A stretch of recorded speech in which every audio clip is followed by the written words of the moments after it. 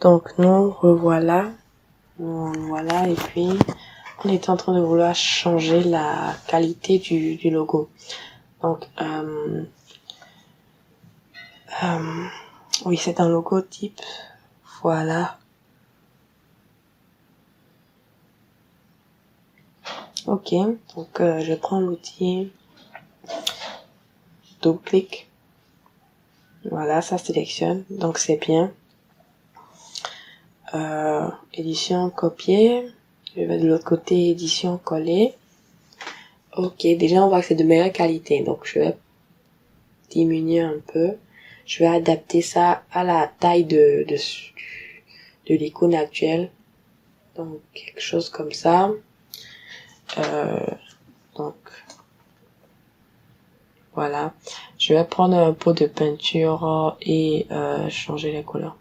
Donc vert, donc vert, ok, et du bleu. Donc ok, donc le bleu. Donc vous voyez déjà la différence en fait. L'autre a perdu en qualité parce que c'était plus petit. Donc le fait de ramener la taille du document en plus grand ne l'a pas trop arrangé, vous voyez. Quand on augmente ou on rapetit trop, l'image perd en qualité. Donc voilà, vous voyez, c'est assez net, c'est bien mieux que l'ancien. Donc assurez-vous quand même de faire des trucs vraiment de qualité. Parce que vous n'allez pas aller à l'imprimerie et vous rendre compte que c'est pas ça. Donc là, on va ajouter ce que l'entreprise fait, comme je le disais tout à l'heure, dans Institut de beauté. Pourquoi ça fait ça? Institut... J'arrive même pas à remonter. Ok. Ça rame quand même beaucoup. Donc je vais supprimer.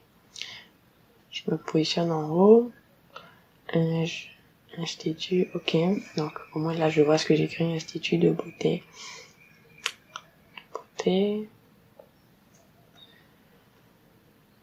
Trop grand. Ah, de noter, non, de beauté.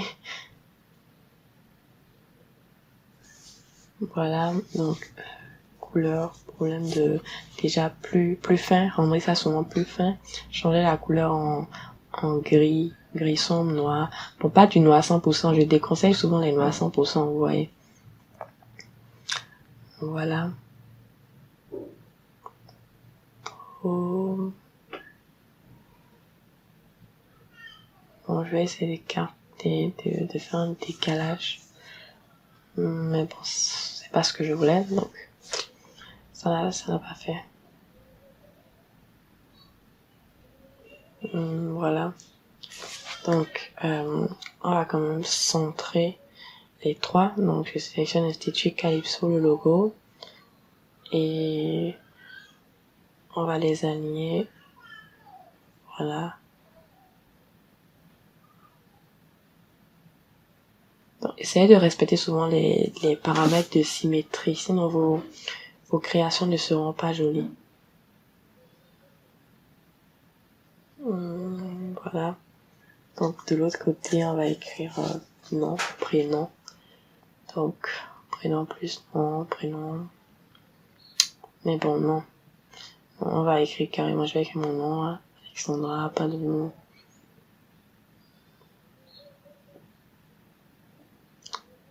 Voilà.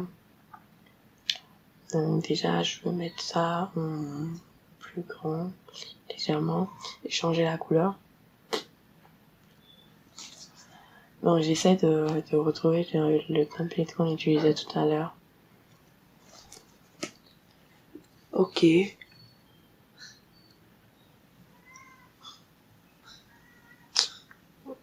Donc vous avez remarqué que déjà, le nom est souvent en couleur et le titre est plus petit en bas. Ouais. Donc c'est ce qu'on va essayer de faire ici. Le nom. Non, c'est pas ce que je voulais faire. Donc le nom. Étape précédente. Désolé, hein. C'est les problèmes avec version mobile. Donc là, non, ça ne, c'est pas, sur la même ligne, c'est mieux. Donc, je vais changer quand même la taille et la couleur un peu. Parce que, juste du noir, c'est pas intéressant. Faut qu'on sente que le même thème est partout.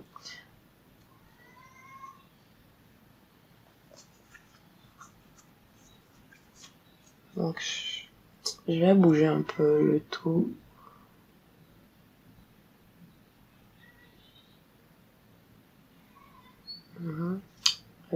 Mais là, c'est pas mal.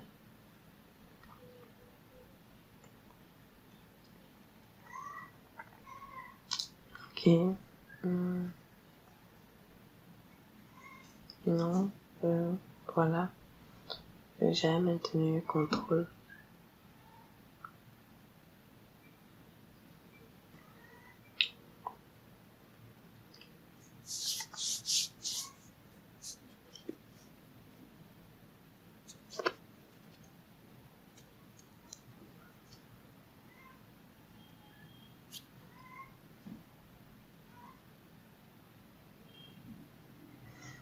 Ok.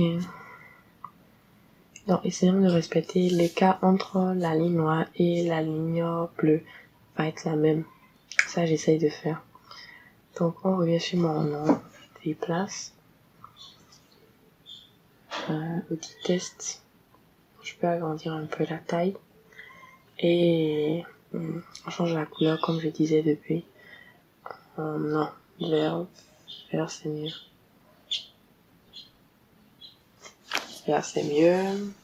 Donc là, je vais mettre le titre. Donc, chargé, communication. Ou chargé, en tout cas. Donc là, ça a la même taille que mon nom. C'est pas ça on veut. Le bold aussi, on met ça en boucle. Et la couleur, gris. Voilà. Donc, chargé, communication. Et là... ok. Bah, j'ai l'impression que c'est encore un gros. Donc là, c'est bon, c'est bien. Voilà. Donc maintenant, on peut fermer ceci. Et on retourne de l'autre côté.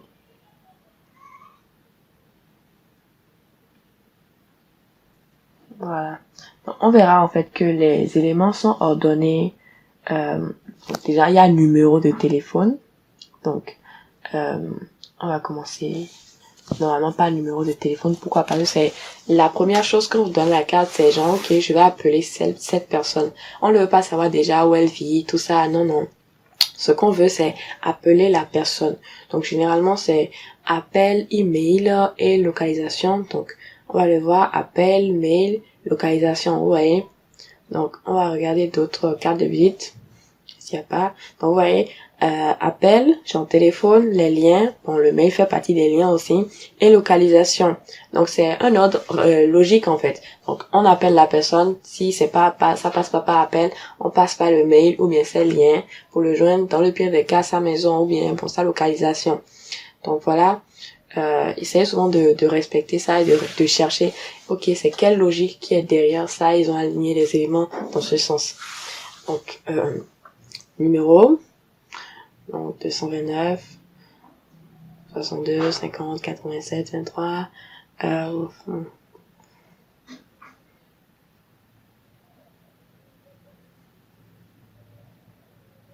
ensuite mail, donc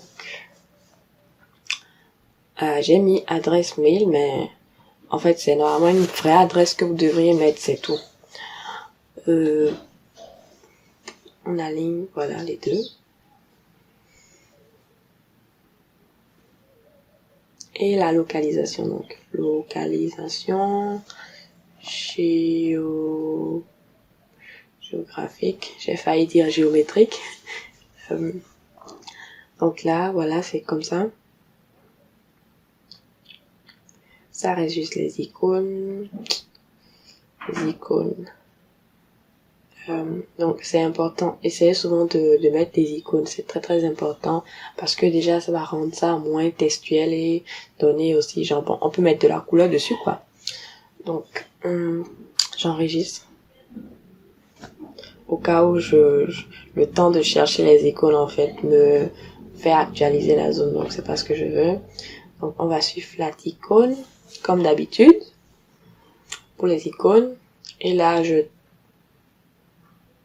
bon, téléphone, on a mail, localisation, il n'y a pas localisation. Bon, on va taper alors directement.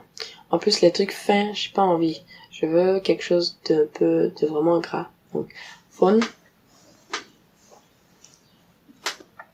Voilà. Donc, la première icône est intéressante. Donc, généralement, mais vous voyez, non, je vais prendre celui du milieu en fait. Je sélectionne ça, c'est le style que je veux prendre. Vu qu'on n'est pas sur Illustrator, je peux pas prendre des trucs fins avec des tracés, vous voyez. Donc c'est généralement avec Illustrator que j'utilise pour prendre, genre j'utilise les icônes avec des tracés fins. En plus c'est tendance actuellement donc on ne peut pas s'en passer. Donc tout le monde est sur des trucs fins, très très fins. Et puis bon ça a un goût, un aspect plus élégant.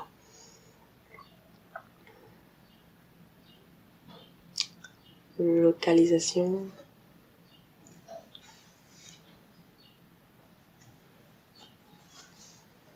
Ok. Donc ça pèse presque rien, c'est des octets. Des KO octets. Donc là on va ouvrir toutes ces icônes. Donc celles-ci je ne les mettrai pas en description et en bas de la vidéo parce que en tant que graphiste, personne ne sera là derrière vous pour vous chercher les icônes lorsque vous aurez des commandes. Donc c'est à vous que revient le travail là d'aller chercher, d'aller sur les sites. N'ayez pas peur d'aller sur ces sites, c'est plus vous allez aller là-bas, plus vous allez pratiquer, ça va venir en fait. Donc je continue ce que je fais. Donc là, on va redimensionner le trait habituel. Donc je peux valider à ma façon.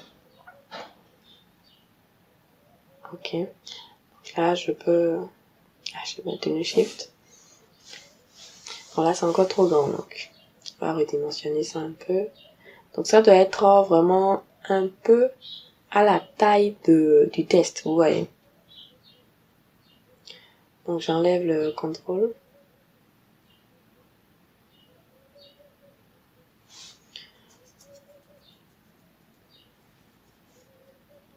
Ok, bon ça me paraît bien. Donc je peux fermer.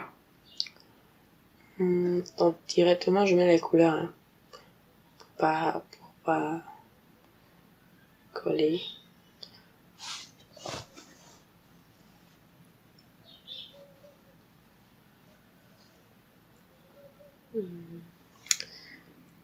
Donc valide.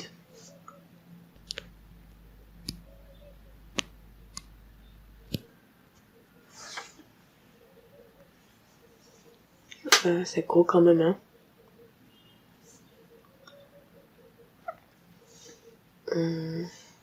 Ok. Ça reste le dernier. Après, je vais les centrer.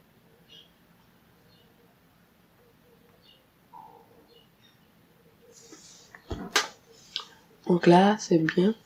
Voilà, on peut fermer. Et voilà. Tout. Édition copier. Là-bas, édition coller. Ça commence un peu à ramer. Ça fait quand même 14 minutes de vidéo, hein.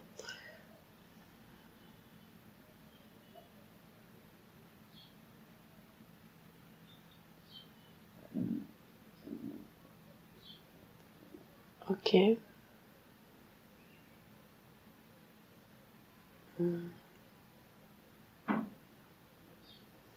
Voilà.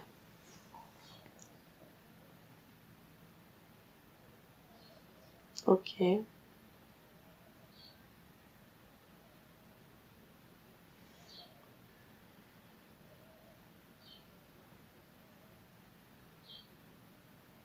Voilà. Bon, apparemment c'était déjà bien centré. Donc, on va enlever la marge. Voilà. Donc, regardons ensemble, c'est très joli. C'est très pro. Vraiment très pro. Donc, je vais enregistrer voilà la qualité.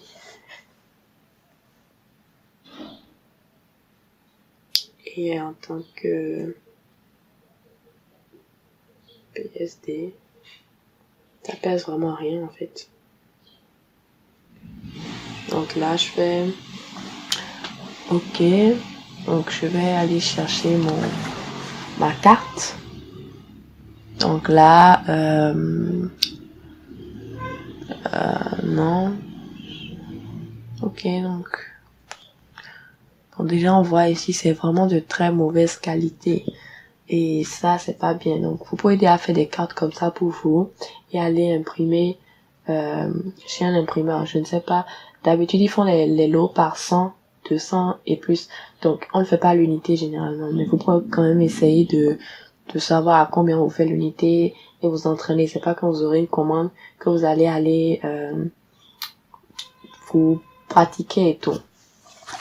Donc, il ne suffit pas en fait de faire le travail comme ça et de mettre ça dans un PDF ou bien de lui montrer les faces de sa carte comme ça simplement.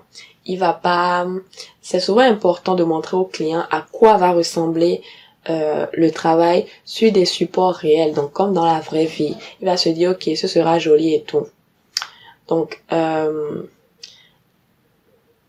on va voir.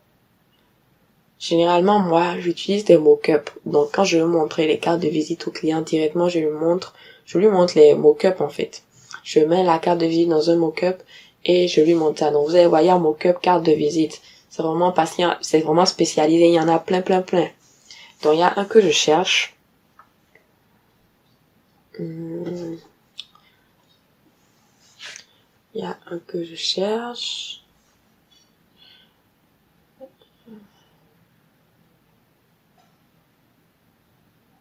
Ce qui est sûr, dans la vidéo suivante, on va voir comment faire soi-même sa propre mock-up. Donc vous allez voir, c'est rien de sorcier, hein.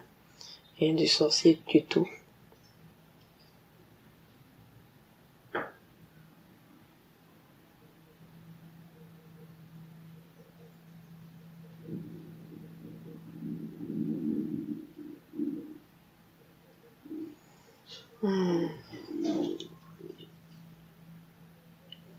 Donc depuis je cherche, mais dans ce que j'essaie de chercher et de trouver plutôt, je ne le trouve pas. On va prendre quand même ceci, téléchargement.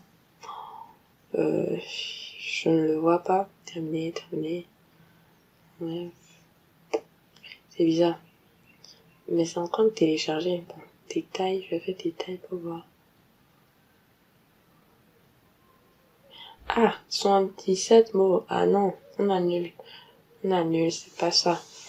Bon, ce qu'on va faire, dans la vidéo suivante, on va faire une petite introduction sur l'interface de Photopea sur PC. Et on va ensuite passer à la réalisation des mock-ups. Donc, c'est toujours, même ceux qui n'ont pas suivi toute la formation web, c'est pas grave.